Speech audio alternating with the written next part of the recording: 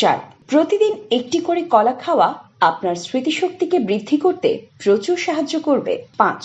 এর মধ্যে রয়েছে প্রচুর পরিমাণে আয়রন, যা রক্তে হিমোগ্লোবিনের পরিমাণ বাড়ায় এবং যেসব রোগীর রক্ত স্বল্পতা বা অ্যানিমিয়া রোগ রয়েছে তাদের জন্য এটি বেশ উপকারী একটি ফল। 6. কলা দেহের হরমোনের ভারসাম্য বজায় রাখতে সাহায্য করে। 7.